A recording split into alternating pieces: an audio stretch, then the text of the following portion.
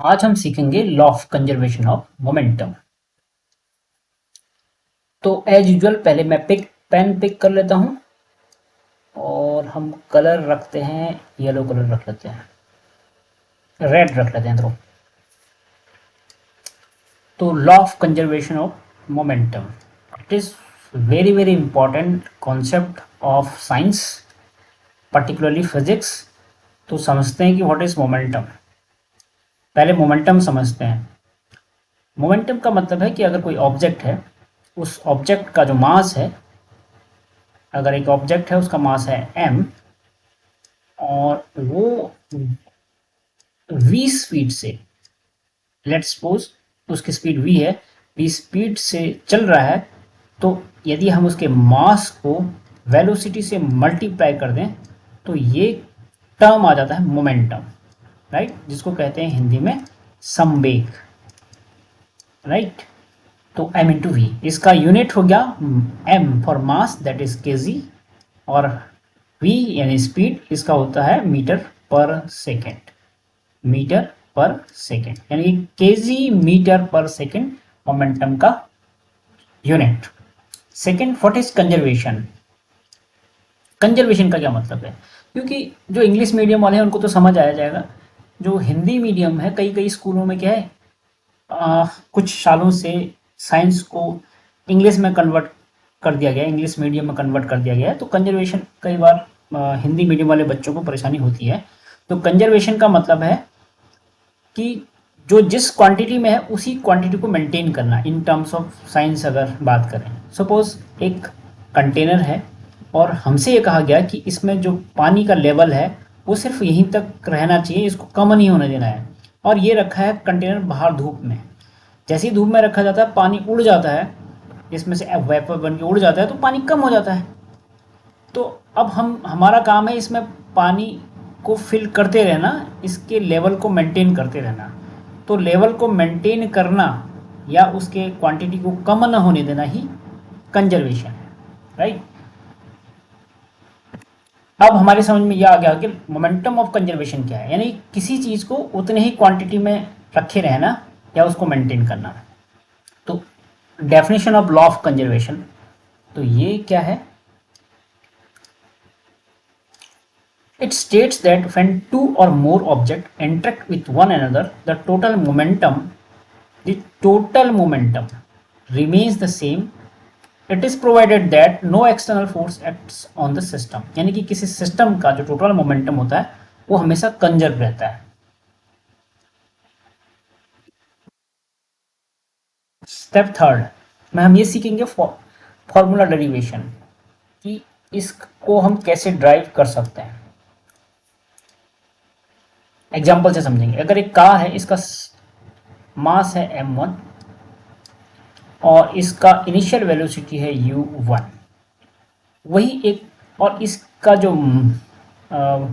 Motion है, movement है, कुछ इस डायरेक्शन में है, और जो ये बस है इसका डायरेक्शन इसके ठीक अपोजिट है इस कार के। इसका मास m2 है और इसका जो वेलोसिटी है वो u2 है, इनिशियल वेलोसिटी। अभी ये u1 कार का इनिशियल वेलोसिटी है, u2 बस का इनिशियल वेलोसिटी है, m1 कार का मास है और m2 बस का मास है। कुछ देर बाद क्या होते हैं कि ये आपस में टकराते हैं, कलिजन हो जाता है यहाँ पर।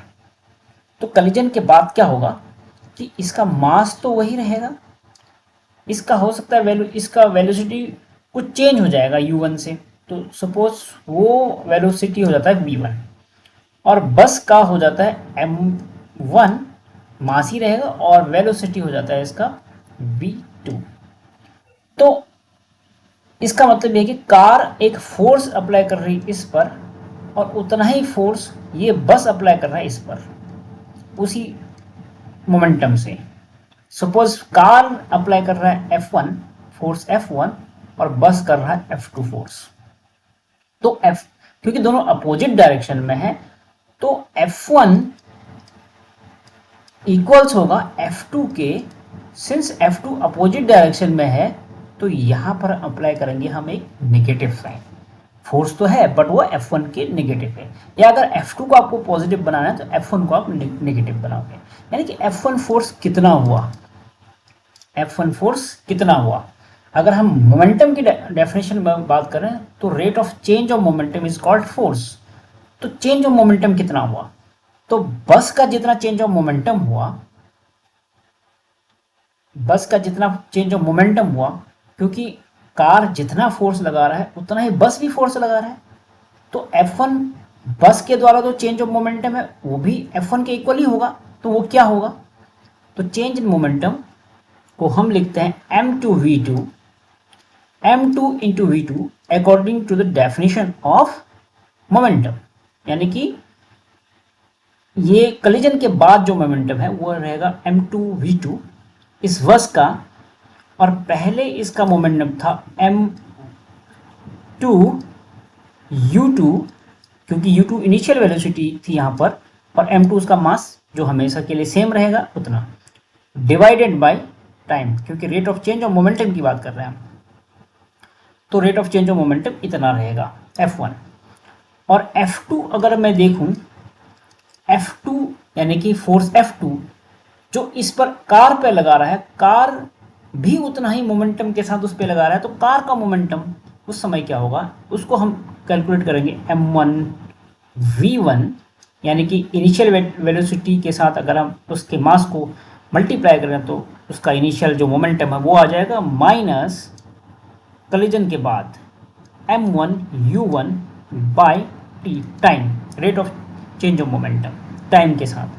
तो जब हम इनको इक्वल करेंगे F1 F2 को, तो इस नेक्स्ट वाले पेज में कर लेता हूँ, या यहाँ पर हम कर लेते हैं कुछ इस तरह से कर लेते हैं,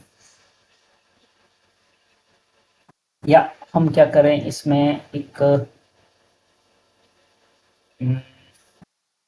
इस वाले में कर लेते हैं, इस वाले में।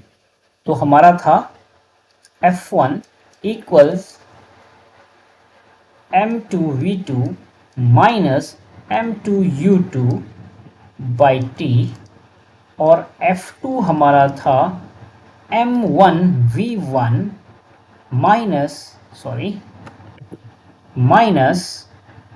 m1u1 by T. अब इनको हम करें इक्वेट, तो m2v2 minus m2u2 by T equal m1v1 minus m1u1 upon T. इस एग्जाम्पल को थोड़ी देर के लिए इग्नोर कर देते हैं, बाद में इस पर आएंगे।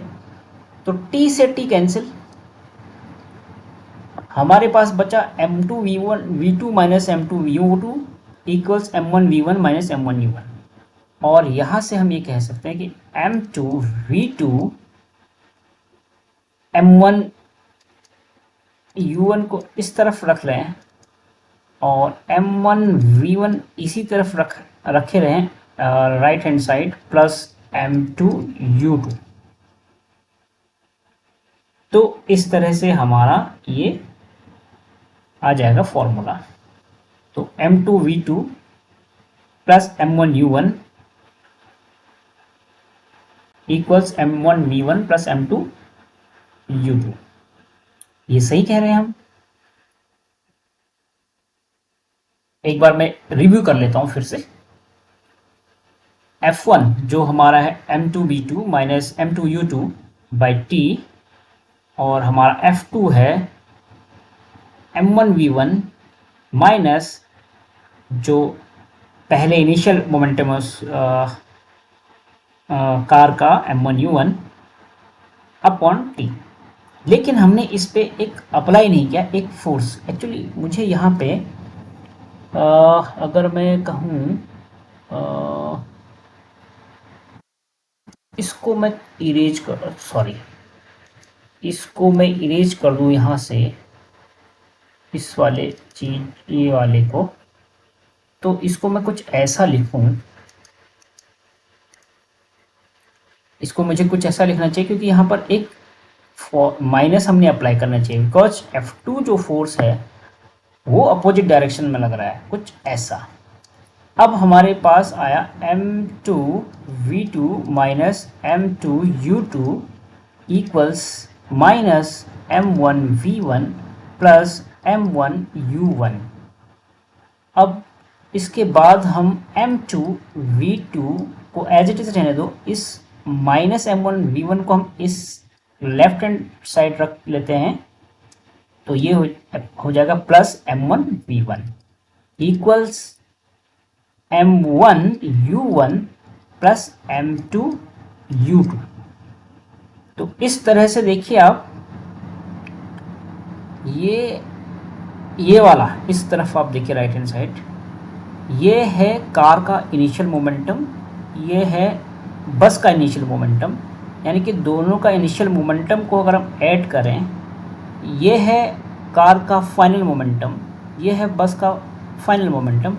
यदि आफ्टर कलिजन के बाद इसको ऐड करें तो दोनों सेम होते हैं। तो इसीलिए हम कहते हैं उस सिस्टम का, पूरे बस और कार के बीच जो भी इंट्रैक्शन है, उस पूरे सिस्टम का जो संवेग है, मोमेंटम है, वो रहेगा हमेशा कंजर्व।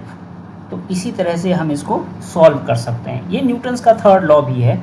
जैसे एग्जाम्पल के लिए समझते हैं। अब हमारा ये एग्जाम्पल है, जैसे आप कहीं पर जंप करते हो, लेट से आप किसी पूल में हो, वहाँ पर आप एक नाव में हो और नाव से आप जंप करते हो नीचे नदी में, तो आप नाव को पुश करते हो नीचे, तो जो आप उस पर मोमेंटम क्रिएट कर रहे हो, उतना ही मोमेंटम नाव भी आपके ऊपर क्रिएट करेगी, तभी आप जंप मार पा रहे हो इस वाटर में।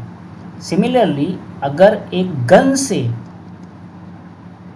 बुलेट फायर होता है तो गन और बुलेट के बीच, यानी कि जब बुलेट छूटेगी तो वो गन पर एक प्रेशर क्रिएट करेगी, गन भी उतना ही प्रेशर उस पर क्रिएट करेगा। प्रेशर मीन्स यहाँ हम उसकी मोमेंटम की बात कर रहे हैं, उसी मोमेंटम के साथ उस बुलेट को आगे को धक्का मारेगा।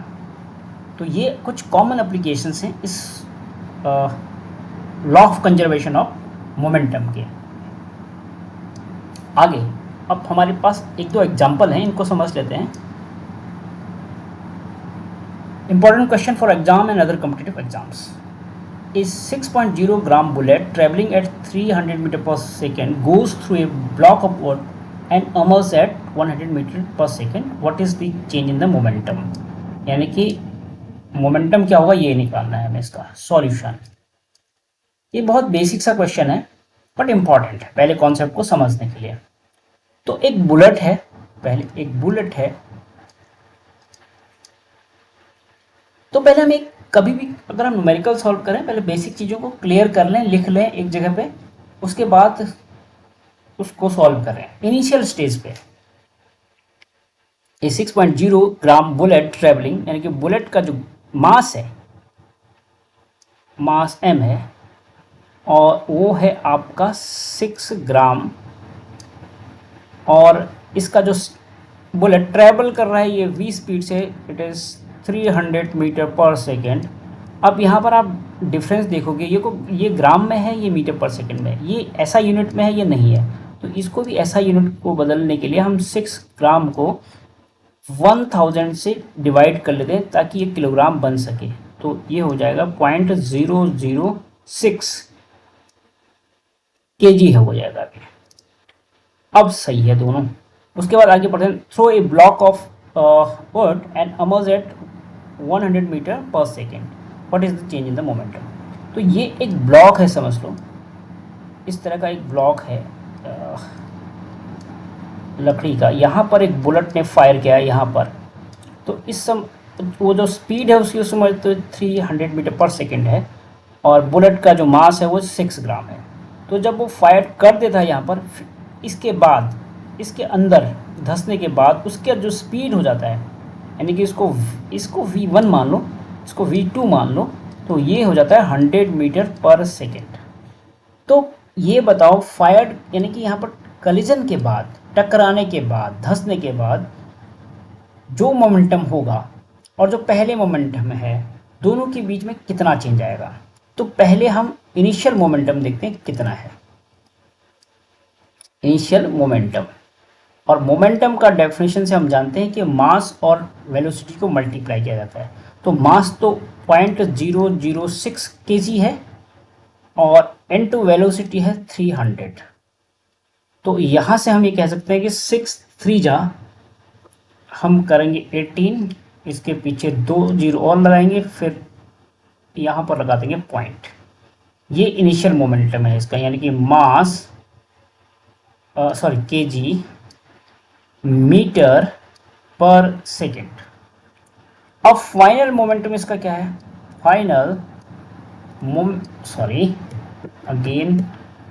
मोमेंटम इसका क्या है? वो है, मास तो सेम रहेगा, मास में कोई चेंज नहीं आएगा, लेकिन वेलोसिटी यहाँ पर हो गया 100। तो 100 को इसको मल्टीप्लाई करेंगे तो कितना आएगा? 0.6 राइट। तो अब चेंज इन मोमेंटम कितना होगा? चेंज इन मोमेंटम कितना होगा? वो होगा 1.8 initial momentum minus final momentum, that is 1.2। 8 में से 0.6 हम यहाँ रखेंगे, 8 में से 6 गया 2, 1 का 1, 1.2 kg मीटर पर सेकेंड। तो यही इसका आंसर हुआ। तो आई होप कि आपको ये न्यूमेरिकल समझ आ गया होगा। नेक्स्ट पे चलते हैं। A 2 kg trolley moving with a velocity of 6 metre per second collides with 3 kg trolley moving in opposite direction with a velocity of 2 meter per second. After the collision, the two trolleys sticks together. Find their common velocity after the collision. ठीक है, यहाँ पर दो object है। यहाँ पर trolley, एक को मान लेते हैं ट्रॉली छोटी से तो दिखाते हैं, ये एक ट्रॉली समझ लो इसको, और एक कैपिटल टी से दिखाते हैं दूसरी ट्रॉली। एक ट्रॉली इस तरफ जा रही है, एक ट्रॉली इस तरफ जा रही है। इसका सॉल्यूशन है, पहले हम मुझे ये लिख लेना चाहिए, ठीक है। तो पहले केस में इसका मास को मान लेते हैं m1, यहां पे मान लेते हैं पहले केस में इसके मास को मान लेते हैं m1 जो है 2 kg। इसके वेलोसिटी को हम मान लेते हैं u1 जो है 6 मीटर पर सेकेंड। ट्रॉली 2 जो कि with a 3 kg trolley moving in opposite direction with a velocity of 2 metre per second. इसका मतलब ये हुआ कि ये अपोजिट डायरेक्शन में आ रहा है, और जब ये अपोजिट डायरेक्शन में आ रहा है तो इसका वेलोसिटी तो 3 kg है, it's okay, it's mass let's suppose m2 that is 3 kg, और initial velocity u2 that is 2 metre per second. अब ये आपस में भिड़ गए यहाँ पर कहीं। अब जब टकराने के बाद यहाँ पर टकरा गए, समझ ये ट्रॉली टी टकराने के बाद आफ्टर कलिजन, तो after collision 2 trolley stick together find their common velocity. इस पे ध्यान दें, ये कॉमन वेलोसिटी पूछ रहा है आफ्टर द कलिजन, राइट। तो कॉमन वेलोसिटी का मतलब कि टकराने के बाद। अब मैं एक काम करता हूँ, इसको टकराने के बाद वाला सिस्टम में चेंज कर लेते हैं। टकराने के बाद इसका देख लेते हैं, m1 तो सेम रहेगा, m1 तो चेंज नहीं होगा, दैट इज 2 kg, और u2 मान लेते हैं, उसकी वेलोसिटी टकराने के बाद u2 हो गई। और जो u2 होगी तो कितनी होगी कह रहा है? कॉमन वेलोसिटी कह रहा है उनका। इसका मतलब टकराने के बाद दोनों की वेलोसिटी सेम हो गई। तो u2 मान लेते हैं, u मान लेते हैं केवल, या v मान लो, क्योंकि हमने v नहीं लिया है तो v मान लो। और टकराने के बाद इसका बड़ी ट्रॉली का टी का, जिसका मास 3 kg है, 1 kg ज़्यादा है पहले वाले से, तो मास तो वही रहेगा 3 kg m2, और इसका जो वेलोसिटी होगा। आप एक काम कीजिए, हम एक काम कर सकते हैं, यहाँ पर हम इसको v1 करें, तब v1 v लिख देते हैं। यहाँ पर हम इसको मानते हैं टकराने के बाद इसकी वेलोसिटी v2, तब इसको मान लेते हैं फिर v। क्यों? दोनों का कॉमन वेलोसिटी हो गया ना कट टकराने के बाद, तो v2 इक्वल टू v है, v1 इक्वल टू v है। अब हमें लगाना है कंजर्वेशन ऑफ मोमेंटम का फॉर्मूला, उससे हम निकालेंगे v। ठीक है, हमें पता है कि कंजर्वेशन ऑफ मोमेंटम, इसका मोमेंटम इक्वल आएगा इसके मोमेंटम और इसके मोमेंटम के इक्वल। ठीक है, अब कैसे? m1 की जगह लिख दूं मैं 2, यानी कि m1 u1, थोड़ा अलग जगह पे लिख लेता हूँ, यहाँ पे लिख लेता हूँ, एक यहाँ पर लिख लेता हूँ। हम क्या अप्लाई करने जा रहे हैं, किस फॉर्मूले के ऊपर हमें वैल्यू रख रहे हैं? m1 u1 यानी कि ये वाला momentum plus initial momentum of this trolley यानी कि second trolley, that is m2 u2 equals, टकराने के बाद इसका मोमेंटम यानी कि ट्रॉली, जो छोटी वाली ट्रॉली है यानी कि स्मॉल टी वाला है, m1 v1 plus m2 v2, इस पर अप्लाई करेंगे। तो m1 u1 यहाँ से हम सीधे, यहाँ पे स्पेस है तो इसके नीचे हम सॉल्व कर लेते हैं। m1 की जगह 2, u1 की जगह 6 प्लस m2 की जगह 3 और u2 अब जो u2 है वो अपोजिट डायरेक्शन में आ रहा है, तो इसको हम कर लेते हैं -2, क्योंकि वेलोसिटी एक वेक्टर क्वांटिटी है तो ये अपोजिट डायरेक्शन में आ रहा है, तो हम यहाँ पर पुट करेंगे -2 इक्वल्स, टकराने के बाद m1 v1 that is 2 into v1 obviously v रखा हुआ है हमने, प्लस m2 v2, m2 की जगह 3 kg और v2 अगेन हमने v ही रख रखा है। तो यहाँ से ये तो हो जाएगा 5v, 2v ये 3v ये 3 + 2 5v, और यहाँ पर 6 to the 12 -6, 12 - 6 कितना 6,